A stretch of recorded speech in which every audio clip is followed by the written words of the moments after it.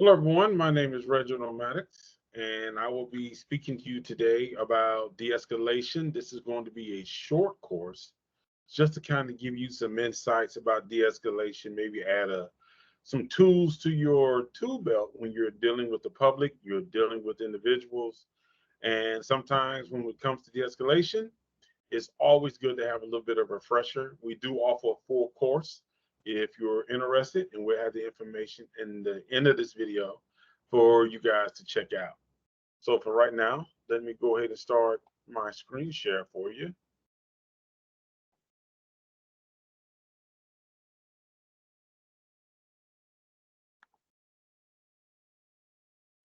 Okay, so with today's course, we are going to talk about de-escalation beyond your voice. We entitled this de-escalation beyond your voice because one thing when it comes to de-escalation is we want people to understand that de-escalation has really grown. It is evolving. The more officers are starting to engage with the public and we're starting to observe officer behavior as well as public behavior, there are just some things that we're coming to understand that de-escalation is more than just talking calmly and hopefully you hit the magic word to get that person to comply with what you're asking them to do. So that is why we want to start this course. Action to Service provides training in de-escalation, leadership, and communication. And these are trainings that we do offer to the public and organizations as well.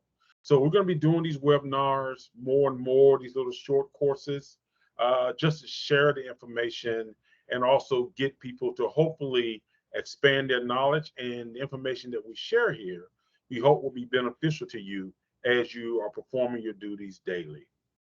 So for this course, we're going to talk about defining de-escalation. We're going to talk about why strategies and logistics matter, processing the steps for de-escalation, and we're going to give our final tips and takeaways. So like I say, this is a short course just to kind of introduce you to de-escalation, give you some insights, and for some people, it'll be a really good refresher. So let's go ahead and move on into the next slide. We're going to talk about defining de-escalation. We all know that de-escalation is centered around communication. And when we talk about communication, we talk about the introduction, we talk about developing empathy, establishing rapport, so we can gain influence to obtain behavioral change for voluntary compliance.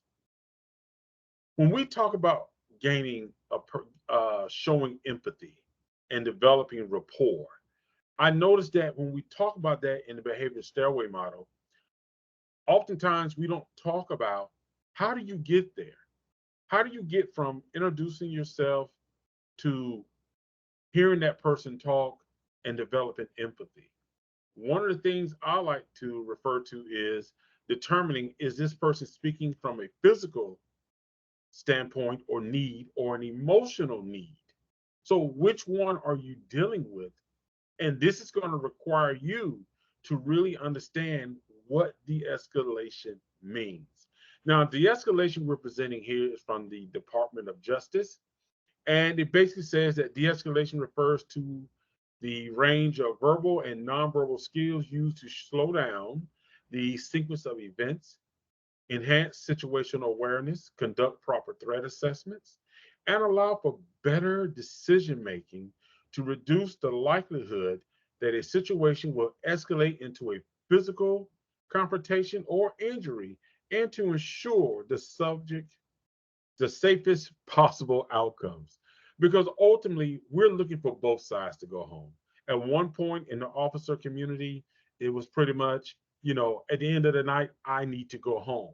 Well, that's changing now, and more officers are beginning to understand is you can better relate and have a better chance of de-escalation when your objective is for both parties to leave unharmed, go home safely, and to gain voluntary compliance without the use of force.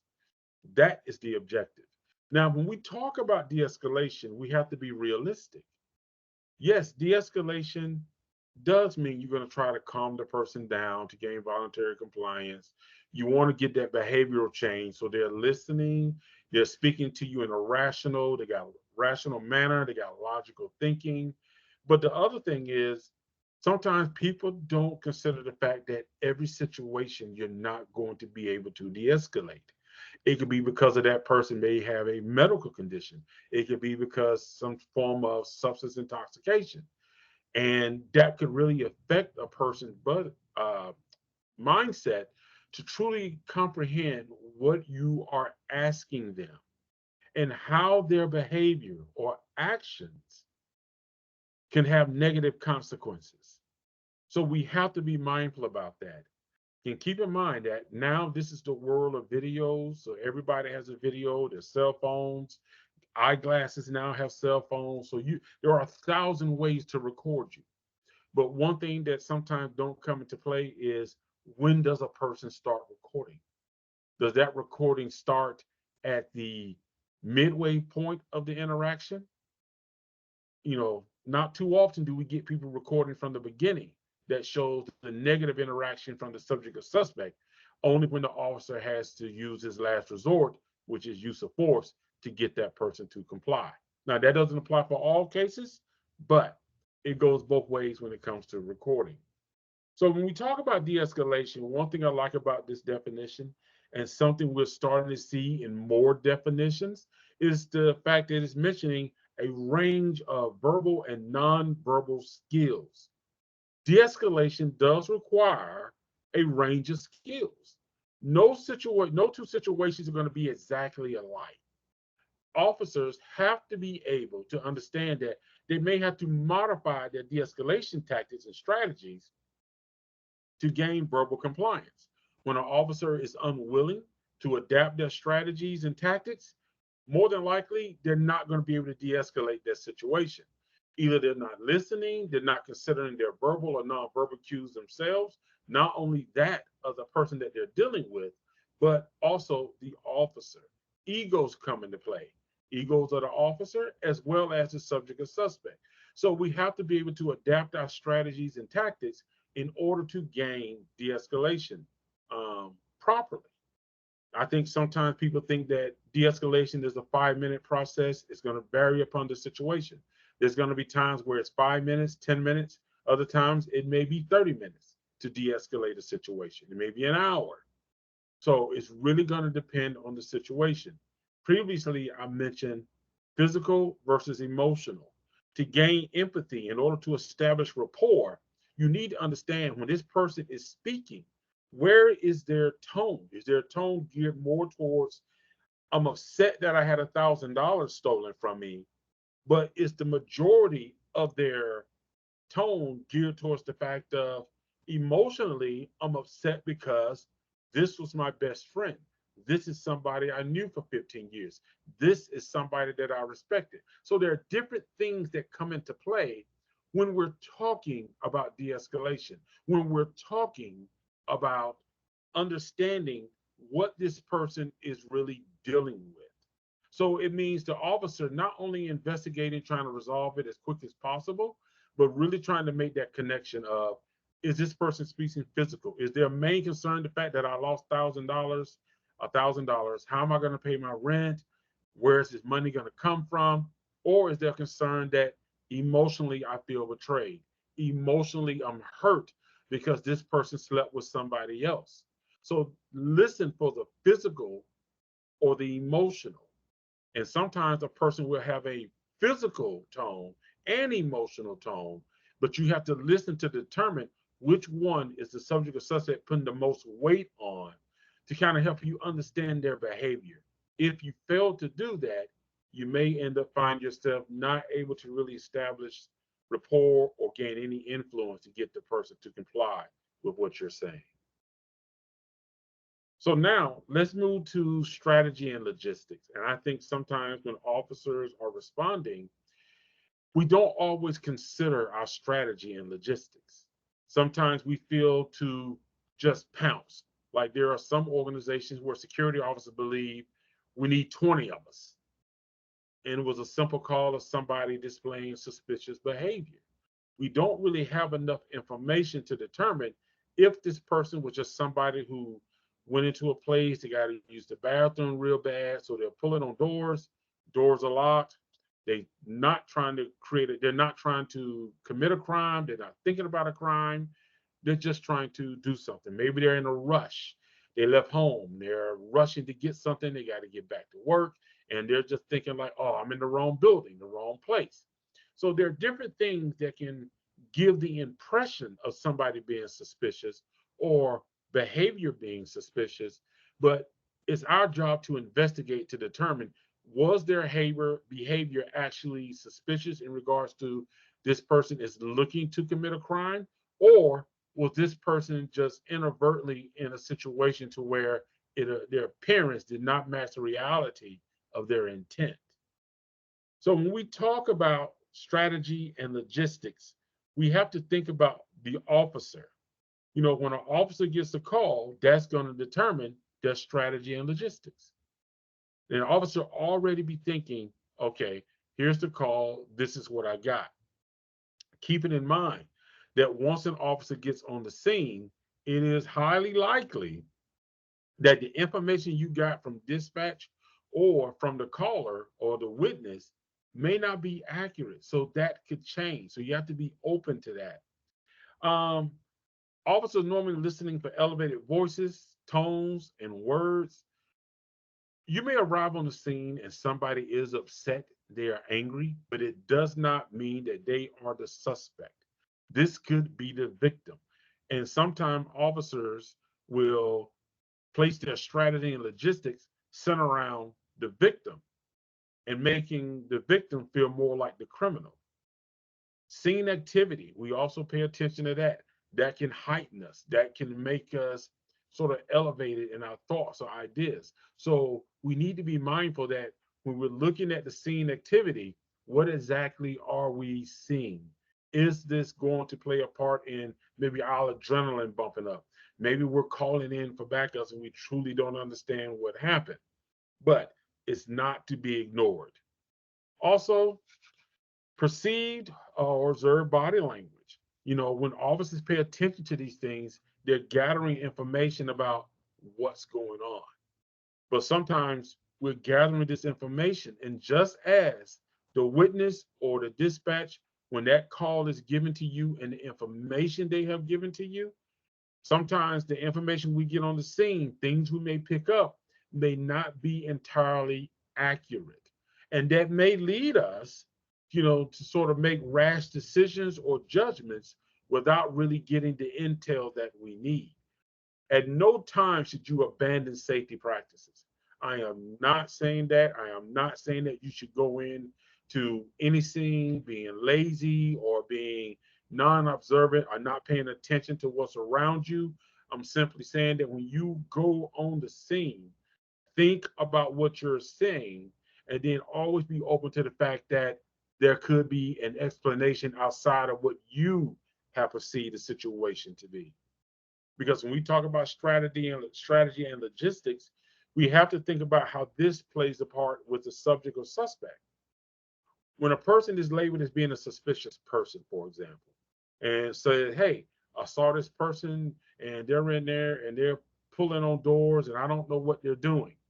As I said earlier, this could simply be somebody who's trying to use the bathroom.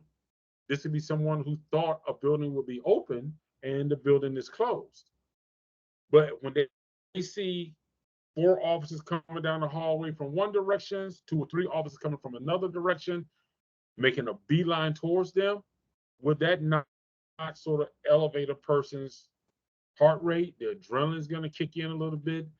Right now, they got so many questions running through their mind. Well, why are they coming for me? Why are they walking that fast? I didn't do anything. I'm simply trying to use the bathroom. You know, I was told it was going to be open. For some reason, the building could have been closed. So it's about getting that intel, but also thinking about the perception and how sometimes the perception of our strategy or maybe overreacting or being over aggressive in our tone can elevate a person. The number of officers on the scene is always good. There is safety in numbers, but officers should be strategically placed, not just cornering somebody where you got 6 or 7 officers and somebody backed into a corner for a non-criminal offense. We talked about how officer position and also public perception. Keep in mind when a person is in public and they are surrounded by officers or engaged with an officer, there's already the mindset that people are thinking I'm a criminal. Everybody's looking at them, everybody's watching them. So now they're thinking, like, oh, they're going to think I'm a criminal. So, yes, they may be defensive, especially if they're not getting a real explanation as to why they're being approached or why you are engaging with them. So, keep in mind that these things play a factor when you are approaching someone, when you are engaging with someone, be it for a consensual conversation or an investigatory conversation. That's what this person is thinking. Because oftentimes officers fail to realize that just because you was called to a scene doesn't mean you was called by somebody that was there. If a person saw something walking by and just assumed something and they made that call, the person you're responding to doesn't know why you're there. And it's the same thing when it comes to a domestic. You can have a couple who just could be having an argument. Someone could say, well, oh, they're arguing. They may get into a fight. Let me call the police. Let me call security. And when you get there, their thing is, yes, we're arguing, but okay, couples argue. We're not that upset with each other. We're just having a dispute right now. We're not going to fight. So now, because they see this and they feel more attention is already drawn to them, because officers are now present, they become a little more aggressive. They become a little more defensive because they didn't call. They don't know why you're called, but now they seem to be surrounded. And sometimes you may have an officer who may question one party, like, did that person hit you? And when that person hears that, it's like, what? I didn't hit her. So now people are getting more defensive because they feel like you're trying to build a case. So strategy and logistics are important, but strategy and logistics also need to play a part in the situation you are responding to. Do you have discretionary time or non-discretionary time? If you do have multiple officers who respond to the scene, once you dispel that there's a crime, do you really need to have all those officers present? Is it a situation where some officers can drop back if the situation is safe? If the situation does require more, by all means, I'm by no means saying abandon sound safety principles. Processing the steps. I think when a lot of officers get into a situation to where they are engaging with people, they're responding to calls, they hear the information that came over the radio. Now, the officer may be a little bit elevated because someone saw something, called it in. Now, the officer needs to process, do I have discretionary time or non discretionary time? Discretionary time means I got time to think about what I heard, I got time to approach the scene, evaluate, and assess what's going on. Nobody's life is in danger. Nobody's at risk of physical harm.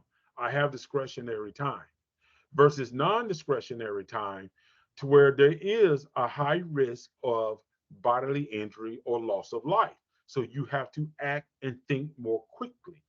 But when you're talking about discretionary time, you have to accept the fact that someone could say that there's two people fighting, but yet they saw an argument. So processing the steps that when you get there, okay, this is not two people fighting, this is two people arguing. There's no weapon in hands in either person's hand. It's just two people having a verbal disagreement.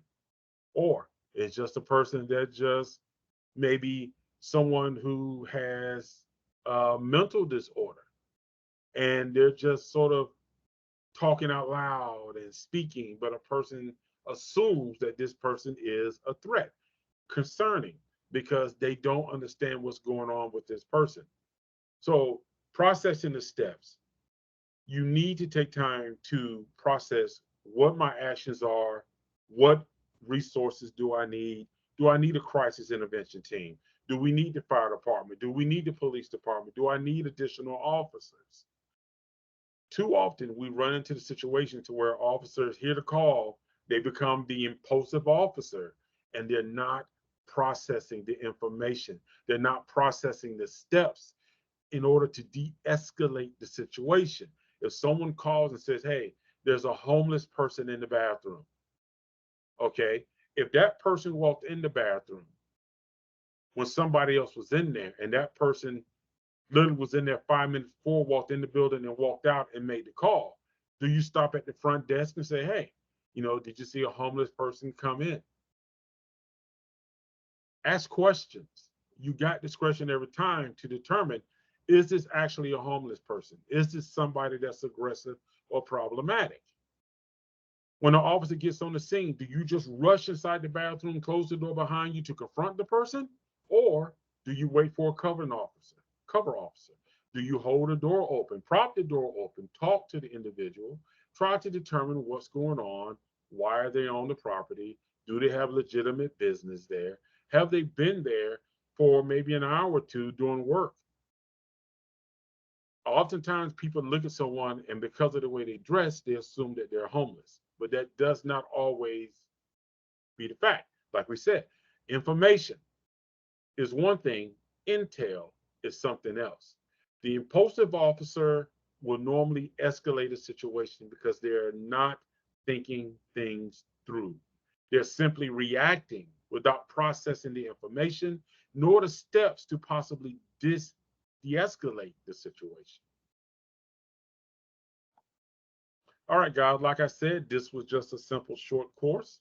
If you find this course interesting, please leave a comment, send us an email, let us know what you think. If you would like to see more courses like this, let us know. We will post courses once a week for everybody to review information we just want to share. If you're interested in one of our full courses, please visit our website. The link is here. Send us an email and we'll be happy to see what we can do and discuss it with you further. Thank you for watching this video, and we look forward to seeing you at the next training webinar.